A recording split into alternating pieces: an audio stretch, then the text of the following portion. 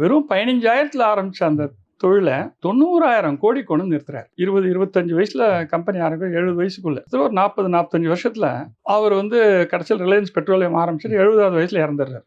வெறும் 15,000த்துல ஆரம்பிச்ச அந்த தொழில 90,000 கோடி கொண்டு வந்து நிறுத்துறாரு. இவ்வளோ பெரிய சாதனை வந்து பண்ணும்போது அவர்கிட்ட வந்து நிறைய ஒரு ஹார்ட் ஒர்க் மட்டும் இல்ல, அந்த வியாபார தந்திரங்கள் நுணுக்கத்துல வந்து அப்ப அவரை மிஞ்சறதுக்கு யாருமே இல்ல. அந்த அளவுக்கு ஒவ்வொன்றும் ஒவ்வொரு நுணுக்கமா பண்ணி அது மாதிரி எல்லார்கிட்டையுமே ஒரு அனுசரணையா போறது. அதாவது வியாபாரிகளா இருக்கட்டும், தொழிலாளிகளா இருக்கட்டும், அரசியல்வாதிகளா இருக்கட்டும், எல்லா அரசியல்வாதிகளும் நட்பு பாராட்டுவார்.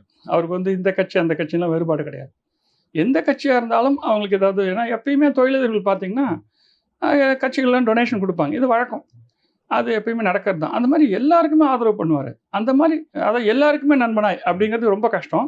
அதை அவர் மெயின்டைன் பண்ணி அந்த 70 வருஷமும் அவருக்கு எந்த விதமான பிரச்சனையும் இல்லாமல் வியாபார சாம்ராஜ்யத்தில் ஒரு கோலை வச்சு முடிசூடா மன்னனாக இருந்து 90,000 கோடி சம்பாதிச்சு வச்சுட்டு போனார்.